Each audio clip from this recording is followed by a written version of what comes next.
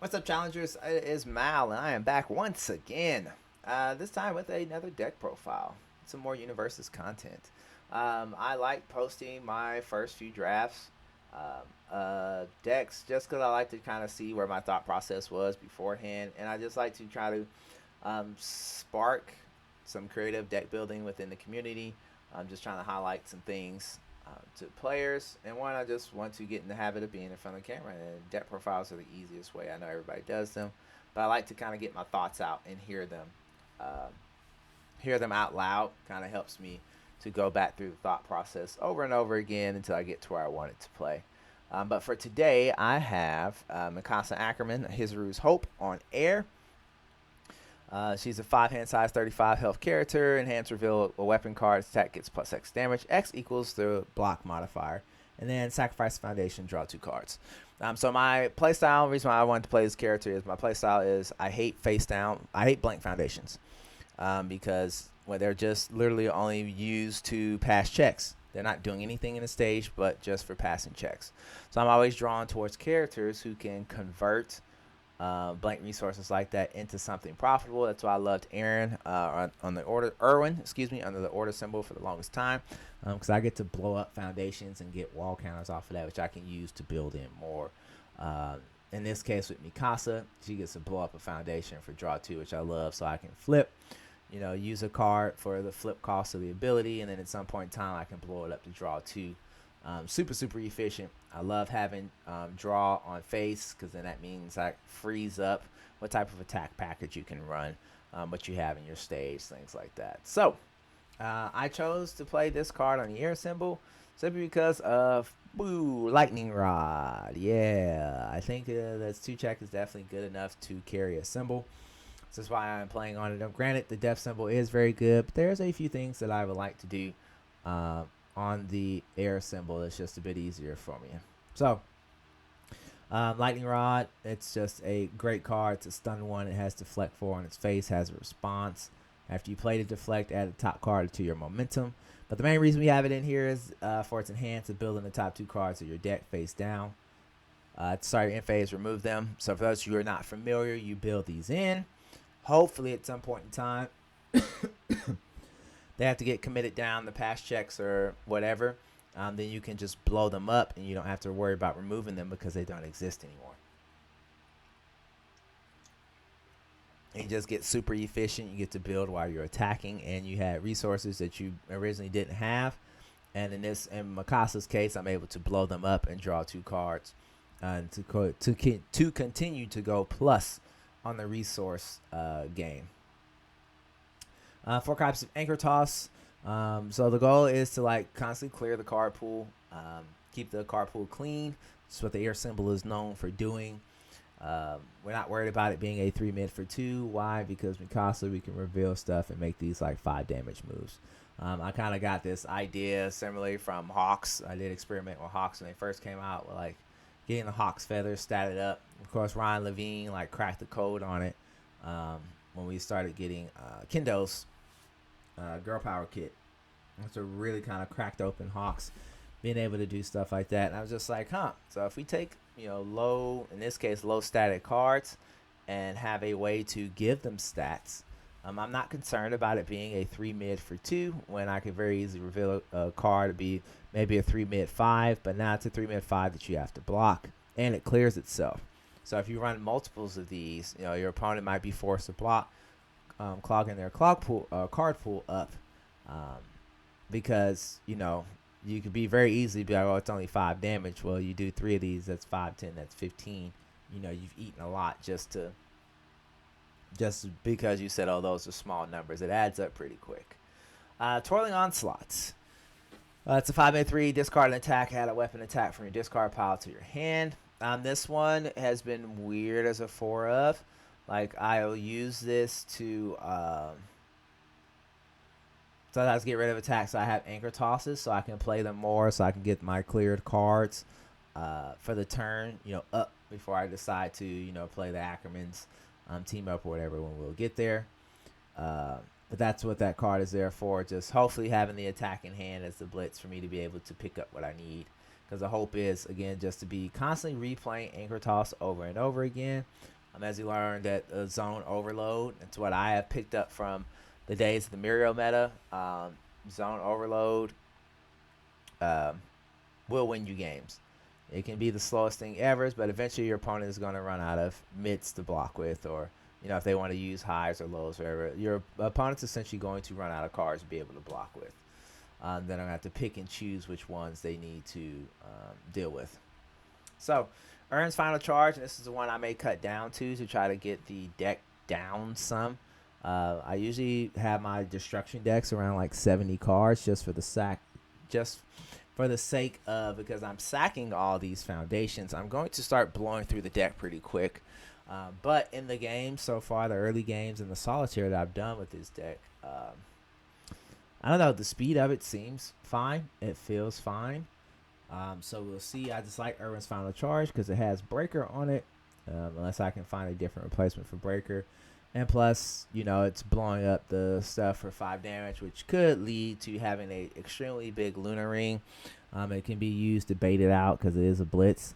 So I use that to bait out, a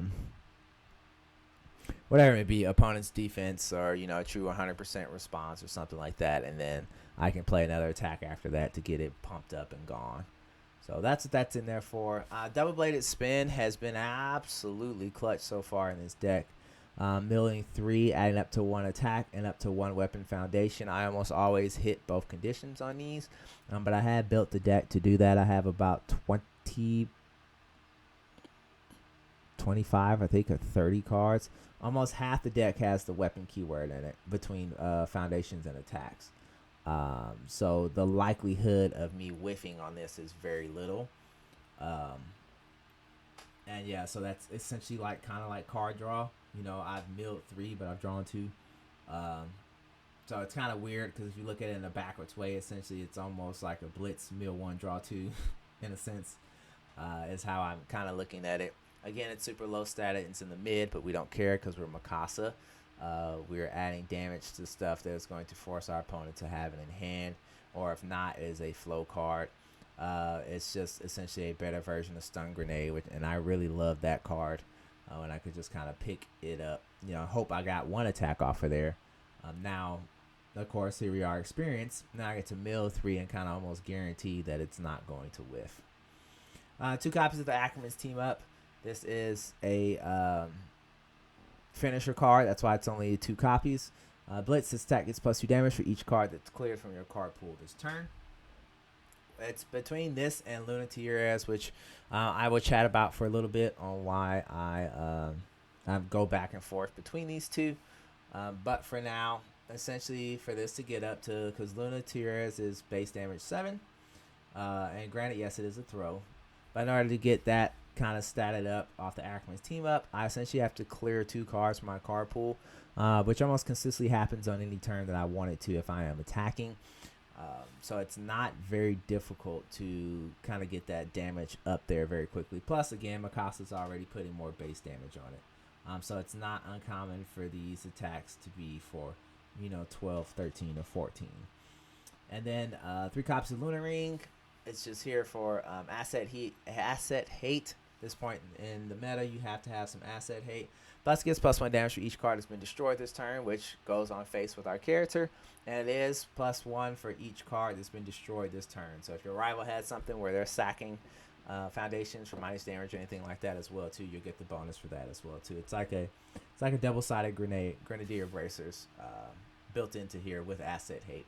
So it's the only, I want to say this is the only non-weapon attack in the deck. No, Lightning Rod's not a weapon attack as well too. So, but both of these cards provide so much value outside of their keywords that they're worth not synergizing with the attack lineup keyword. 1 copy of Tattered Cape. This is just in here to cancel actions, things such as Filled with Doubt, Genkai's Guidance, or if I wanted to, Equipment Heist, anything like that, cancel, it just straight up cancels it. If I just need that one particular cancel to make them have to play, or whatever it may be. It's kind of just a short answer, and then to draw a card as well, too. It's like a Team Dr. Ichigai kind of. But I don't have Team Tata Ichigai on the air symbol, so tattered costume has to do. Running 2 copies of Alliance with Hizuru. When this card forms, resolves, clear this from your card pool. The form is if the next card you play is an attack, it gets -2 difficulty and +2 speed. This card is a very important one because it counts as clearing towards a card pool. So it kicks its own self out in addition to giving boost. -2 difficulty. I play this towards in the middle of a string, towards the end of the string as well. So to make it, it could be my 5th or 6th attack in a string. And I'm still only checking a 5 in order to play it if it's a 4 diff. So, because the 4 diff is now 2 diff, a 3 diff is now 3 diff. You get the idea. So, yeah, it gets to clear itself, which helps my clear counter for doing the Ackerman's team up and or Lunati. And, yeah, it's just all around very good card. It comes in every time that I need it to. Not every time that I need it to, I would say. But it comes in clutch every time that I see it. Before I get an attack turn going. And then I have 1 copy I've been back and forth on with Kiyomi Azubito as a backup response after you clear 1 or more cards during the combat phase. Draw a card or ready a foundation that has been ready this turn. Second time or greater, commit this card. This is just, again, insurance. Not that I necessarily need more draw power, but I kind of primarily have this for ready a foundation. We're already trying to clear cards out of my card pool. Why not just continue to have synergies with it? It is a unique backup, so I only have 1 copy of it. And that it's not necessarily that I have it as well too. I do like being able to re-ready foundations because bad checks are going to happen. Granted, I run an attack ratio that I shouldn't check too bad often, but when you need the checks to roll in, you need them to roll in, and if not, this is kind of like an insurance blanket to recover. If you hit multiple, nothing like 2 or 3 threes in a row to absolutely end what should be a kill turn. Our foundation lineup. Let's go to the difficulty. Banshee Sword Strike, just a 0 diff because I am running a little bit of 2 checks. Plus, Mikasa is very deceiving. Normally, you don't run a lot of 0s and 5 handers because you need more impactful foundations. However, with how quickly Mikasa can draw up cards, constantly having 4 or 5 2s is going to be very hard to build out so that you have that resource advantage to be able to pass the check and then blow stuff up in order to draw more cards. So this helps. Also, it's a weapon with a +3 block mod, so I get 3 damage off of that. And then I can even pump more damage into stuff if it do wind up being built in the stage, just to flip it and have it ready to go. 4 copies of I'm With You. We have a way to manipulate this because it says after the card enters your discard pile during enhanced steps, attack gets +2 or -2 damage. Damage reduction is something that I like a lot, especially with this. Could be a surprise. So if it's in my stage, I can blow it up with Mikasa, force it to go to the discard pile, or I can use latent skill. There's multiple options that we can do here that can force this into the discard pile and trigger it. More so on command as opposed to hoping, I mill it and I see it. So, and then plus it's a low block because air symbol has historically always been terrible on having low blocks. That's still to this day. I think I only have like 11 low blocks in this deck. Yeah, which is fine. It's fine. Pushing the limits. Run this in Irwin as well too. It's just after you sacrifice 1 or more foundations, draw a card. In Mikasa, this is now draw 3. We're playing Pot of Greed, essentially, when we get to flip pushing the limits and triggering off of Mikasa. Just kind of also hints up against, again, if I have to commit Mikasa down in order to pass checks. Now, if I have another destruction, which I don't think that I do, so never mind. Let's do that. I'm thinking about when I play with Irwin, being able to just blow stuff up on demand in order to flip and build and do things like that. So, yeah. Disregard that, but yeah, it just kind of helps push that card advantage more. I have 2 copies of Descendant of Hizuru. Hands command, if you try to block this attack with a weapon card, your block modifier becomes +0.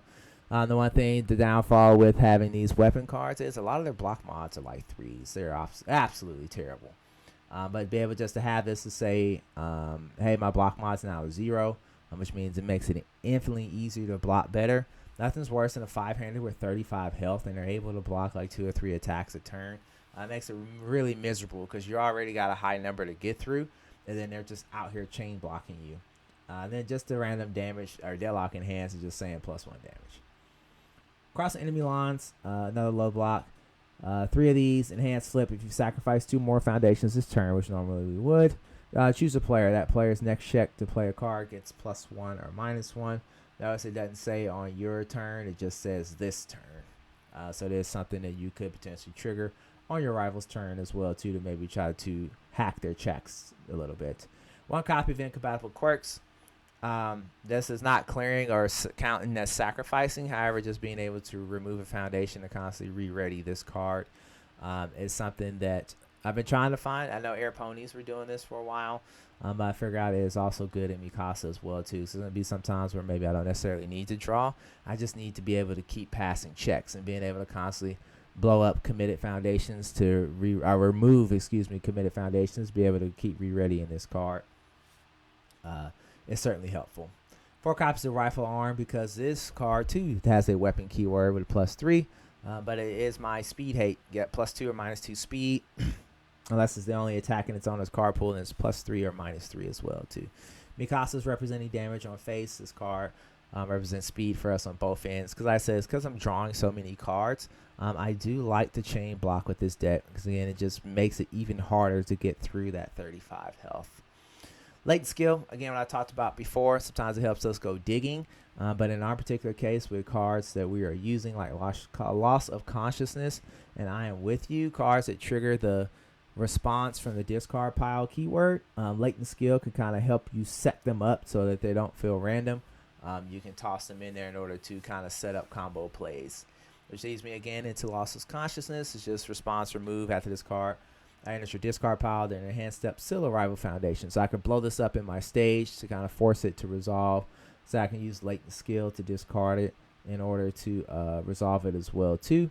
I just kind of want some agency over when I get to trigger this. So that way I know, hey, for a kill turn, I can pitch this, start sealing stuff up for the turn and be ready to go. And not just be like, oh, hey, I'm trying to find some way to get it because it doesn't matter if it's checked because it has to be during the enhanced step. 3 copies of the Greater Goal. Again, it represents damage mitigation and damage pump as well. When I am done with a foundation or whatever, something sealed, and I know it's not going to be able to be played again or be more useful, very easily can flip it for plus or minus damage, go on with my life. Then when it's face down, blow it up with Mikasa in order to get some resources off of it for the draw. 3 copies of Survey Corps Elite. Sorry, it's a card that I prefer to have in hand because it has a static effect that it gets +1 speed when you reveal it from your hand. So giving something +1 and +3 because this is a weapon card would be absolutely massive. Giving 4 stats and keeping this the card in hand that you only have. That's the only card information you have. Incredibly helpful. I don't have it as a 4 because you start just seeing them too wild because again it is a +3 mid block. But 3, I've always been able to kind of really find them when I want them to. It hasn't been too much of an issue. 2 copies of Battle Preparations. Response, remove, and discard a card. Another way, again, for us to get stuff in the discard pile that we'll need potentially maybe to look for later or pull as needed. After your attack deals damage, add an attack with difficulty 4 or less from your discard pile to your hand. This is also going to be another way for me to be able to pick up those anchor tosses to continue to loop to get that clear card pool or whatever other 4 diff I may need to pull up, like the Ackerman's team up again. If I need a lightning rod to come back to help me build out, to build up foundations in order to cheat out more resources to play double bladed spins. It's extremely ton of versatility. However, it is a unique, so I keep it at not a unique. I'm sorry, it's a remove and discard cost, so I try to keep it only at a 2 of, and it's a 4 check as well. I'm running 4 copies of the Survey Corps Hope of Parody. Parody. It's a weapon card. Randomly, it's also a 6 check as well, but we've got the Survey Corps response. After you block an attack, ready this card. I love having 3 of these in my stage. It means when I get to block, I am essentially looping. So if these are the only 3 cards that I'm committing, I get to constantly re-ready these because there's no limit to it. It just says response after you block an attack, ready this card. It doesn't even have to be fully blocked. So constantly just being able to re-ready those back up and chain block and draw more cards, it just makes it extremely difficult for our opponent to get through our defenses. 2 copies of Moment of Normalcy because we need that type of speed reset, because that is all ever prevalent, especially in this meta. Then we move on to my 3 diffs. This is my 3 diffs. It is my 3 diffs. I love playing 3 diffs. I wish people played more 3 diffs in their decks. I'm running 2 copies of Thunder Spirit Demo. It's a 3/4. Form. Commit. Clear a card from your card pool. Again, hey, it's a way to help get our counters cleared up for those cards that don't clear themselves out the card pool. We can force stuff, anything. So if you got something you play that stays in the card pool, you can clear it itself here as well too. And you get to clear in the form step, which means you can wipe out stuff and again keep that card pool clear. And it's repeatable. So no, but again, it is a 3/4, so I'm only running 2 copies of it. Just because I'm the only time I really kind of need it is it's just super helpful to kind of lock in a kill turn. Then my last 3 decks, I'm running 3 copies of Reinforcements. This was originally 4, but as I'm trying to slim the deck down some, I was okay with putting this at a 3 up. This is our version of weapon. Is it Weapon Axe? The 3-foot buoy where when you blow it up, you get to build face down. Committed. This here, it's the same effect. You just don't get the damage pump. It says after this foundation sacrifice to pay a cost, build the top card of your deck face down. So here in Mikasa, we blow this up, we draw 2 cards, and we get to build something face down, which we could commit for something else later on down the road, or blow up the face down in order to draw 2 more cards again as well too. I just really like the card. Things I got in the sideboard, because I may decide to main board more defense into the deck. I don't know. Cheerleader under the air, some of we got to give stuff flash. Just super helpful to go ahead and be skipping those blitzes if we got cards that I don't want to have, being able to trigger into their blitz step, stuff like sweeping daggers and anything along the lines of that. It's just a hard answer to them. Of course, you need the momentum, but hopefully won't necessarily need that a ton. I don't have a lot of momentum in this deck because it does wind up kind of killing you out of nowhere. So that's why I've been kind of hesitant to put into the main board, because usually everything else I'm trying to clear out of my card pool to get into my discard pile to play more cards. Mikasa Feast Female Titan, same deal. I got all this blocking strength with drawing so many cards, being able to flip this and say that, okay, I may not have the right zone, or if it's a throw, nope, I got it. It's blocked. It's covered now. Dark Ward is super helpful. Right now, it's just a sideboard card, legitimate sideboard card. I don't know if I'll ever be able to get this main boarded, but being able to cancel responses on a card in their card pool is super dope, especially at a flip cost. So I can cancel something with flip and then blow it up to draw a card. You guys get the drift. But Aerial Goblin Bloat, you just say no to. Trying to think of anything else in there, but you guys get the point. If it's already just kind of sitting in the card pool, you're not going to be able to respond with anything with that. So I think Unyielding Heat might be something else that has a response in the card pool as well too. Who knows? Devastating Loss. I do want to get this card in my deck because I have Lunar Ring, but sometimes I just like having a stage answer for rival assets as well. Or sometimes this also hits backup. So if I can just hit the 9 Titans right away and not have to worry about something, that's kind of tight too. Violent Animus Shot was another thing that I had considered in the deck. One, because it's a weapon. It is a breaker 1. This is what I was probably going to toss out Irwin's Final Charge with so that I can have breaker in the deck. Also an instant backup solution. Be able to draw the card, just give it flash. If I'm not playing against any backup decks, I can just pump it to high heaven. And then just have people discard their cards. So again, between taxing with the Anchor Toss, or cards being able to clear from the card pool, then potentially having to tell you, hey, here you have to answer Violent Animus Shot, or if I had to deal damage to you, guess what? You got to remove a card from your hand as well too. And then last that I keep fluctuating with is Lunati. It's not a weapon, but this attack gets -1 difficulty for each card that has left your card pool this turn. Then if it's blocked, rival discards half their momentum, but it's a 7 damage base throw with Deadlock Powerful 4. So this is where I have the back and forth with the Ackerman's team up, and with Luna T. Because Luna T says it's -1 difficulty for each card that's left your turn in this card pool, right? So let's just kind of look at this at a base level. It's a 3 mid 7. If we're comparing with the Ackerman's team up, I'm trying to get it down to a 4 diff, right? So if I get it down to a 4 def, that means that 2 cards have been cleared from my card pool. Or has left my card pool. And I say even cleared, just has left my card pool. This essentially is a 4 def that's a 3 mid for 7. Mikasa on average is going to add 3 damage to this, so it becomes a 10 damage move. A 3 mid 10.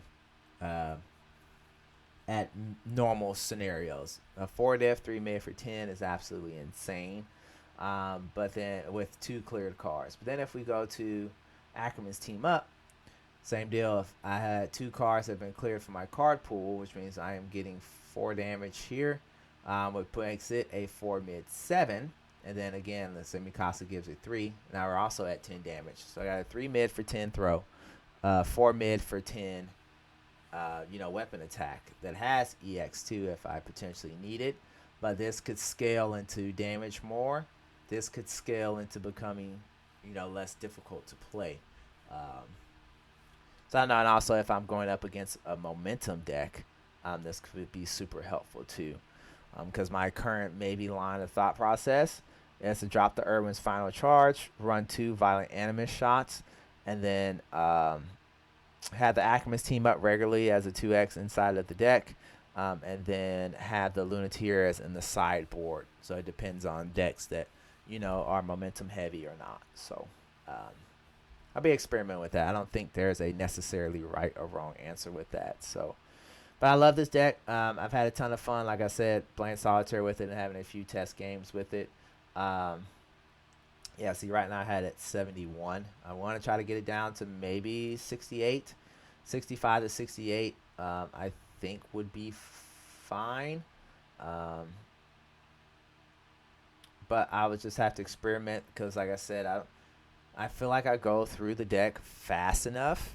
I think 70 is okay, but I'm just kind of willing to see where maybe I can have a bit more consistency somewhere. So we'll have to figure out and continue to experiment. So, but yeah, if you want, you can take this deck and experiment with it as well. But it's definitely fun. If you like a lot of movement between your card pool and your stage, blowing up, getting resources, this deck is a ton of fun to play. Again, Lightning Rod just makes it super, super, super fun. So that is it. I appreciate you making it to the end of the video. If you don't mind, subscribe. I will continue to bring Universus and altered content to the channel as well. Again, I'm making all sorts of varied Universus content. Things from deck profile stuff. I'll be uploading like a This Is Your Life, where I just talk about my start in Universus all the way up from when I started playing up until now. So just different things like that. And I also want to do kind of like not a beginner series, but kind of like a leveling up. Just things that I wish that I helped, that I knew as becoming a new player, to kind of ease the onboarding of playing this game and going from becoming a beginner to either intermediate level player. So I appreciate you guys for tuning in. Yeah, that's it. I don't want to repeat myself again because I don't know what outro I'm going to have yet. But thank you all for tuning in for me. I appreciate each and every last one of y'all because I love seeing y'all in events. And I'm looking to travel. Next year, I definitely want to make sure that I travel to events soon. I got next week, as the time of recording, I got some LCs next week to attend. I'm excited to go to. I plan on being at Stark Dark in St. Louis in November, so I hope to see whoever's going to be there. Hopefully can be there as well, too. I don't know. I wanted to make it to New York for the regional, but I don't know if as close as it is to Christmas. I don't know if I'm going to make it up there. So we'll just have to see how things shake out. All right, guys. May the rest of your day be the best of your day, and I will catch you all real soon. Bye now.